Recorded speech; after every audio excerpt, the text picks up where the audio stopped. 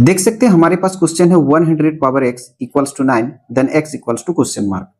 तो ऐसे क्वेश्चंस को हम लोग इस तरह से सॉल्व कर सकते हैं। देख सकते हैं हमें क्वेश्चन दिया है 100 power x equals to 9। Next step पे हम दोनों साइड पे log लगा लेंगे। तो यहां से हम लिख सकते हैं log 100 power x equals to log 9। क्योंकि हम लोग जानते हैं कि अगर log a पावर b हो तो इसे हम लोग b इंटू log a के फॉर्म में लिख सकते हैं। इसी फॉर्म का यूज करके हम यहाँ से आगे बढ़ सकते हैं। देन नेक्स्ट स्टेप पे हम लिख सकते हैं यहाँ से ये पावर x को हम यहाँ लिख लेंगे into log 100 equals to log 9।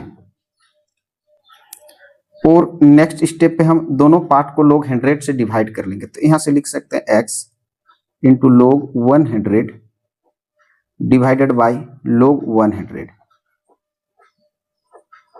Equals to यहां से लेंगे log 9 divided by log 100। log 100 से log 100 कैंसिल हो जाएगी। देन नेक्स्ट स्टेप पे हम लिख सकते हैं x equals to log 9 divided by log 100। Next step पे फिर हम लिख सकते हैं x इक्वल्स टू यहां से लिख सकते हैं log 9 के लिए लिख सकते हैं 3 का स्क्वायर डिवाइडेड बाई log 100 के लिए लिख सकते हैं 10 का स्क्वायर। और नेक्स्ट स्टेप पे फिर लिख सकते हैं x इक्वल्स टू ये पावर को log में इंटू के फॉर्म में लिख सकते हैं तो 2 इंटू log 3 डिवाइडेड बाई यहां से भी लिख सकते हैं 2 इंटू log 10। 2 से 2 कैंसिल हो जाएगी।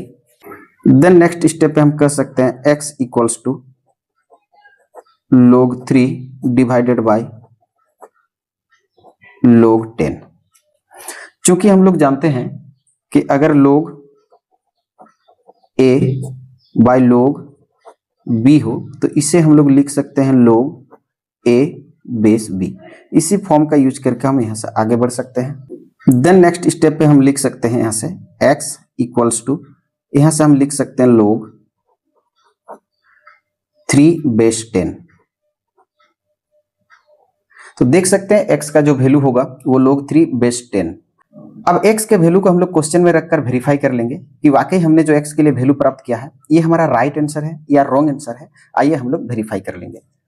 आइए यहाँ से हम लोग चेक कर लेंगे। क्योंकि हम लोग जानते हैं कि x के लिए जो हमारा वैल्यू है वो log 3 बेस 10 है।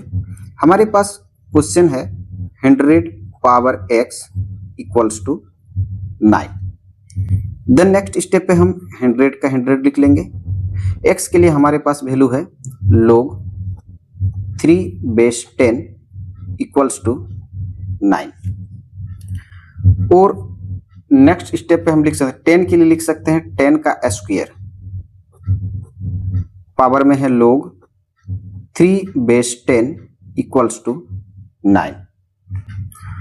नेक्स्ट स्टेप फिर लिख सकते हैं पावर का पावर इंटू हो जाती है तो यहां से हम लिख सकते हैं 10 पावर में 2 into log 3 base 10 equals to 9। और नेक्स्ट स्टेप पे फिर हम लिख सकते हैं 10 ये जो log के साथ 2 इंटू है वो 3 का पावर हो जाएगी। तो यहां से हम लिख सकते हैं log 3 power 2 base 10 equals to 9। और नेक्स्ट स्टेप पे लिख सकते हैं 10 पावर log 3 का स्क्वायर 9 बेस 10 इक्वल्स टू 9। चूंकि हम लोग जानते हैं कि अगर b power log a by a base b हो तो इसके लिए हम a लिख लेते हैं। तो यहां से देख सकते हैं ये पार्ट और ये पार्ट इक्वल है तो log 9 बेस 10 के लिए हम लिख सकते हैं यहां से 9। देन नेक्स्ट स्टेप पे लिख सकते हैं यहां से हम 9 इक्वल्स टू 9। यहां से देख सकते हैं दोनों पार्ट इक्वल हो गए तो हम यहां से कह सकते हैं कि LHS इक्वल्स टू RHS। दोनों पार्ट इक्वल होने का मतलब हम कह सकते हैं कि हमने जो x के लिए वैल्यू प्राप्त किया था log 3/10 ये हमारा राइट आंसर है। और हम यहाँ से कह सकते हैं कि हमने जो है वेरीफाई कर लिया। आशा करता हूँ वीडियो देख के आप ऐसे क्वेश्चंस को सॉल्व करना सीख गए होंगे। वीडियो देखने के लिए बहुत बहुत धन्यवाद। हम लोग फिर मिलेंगे एक नए वीडियो में एक नए क्वेश्चंस के साथ। तब तक के लिए जय हिंद।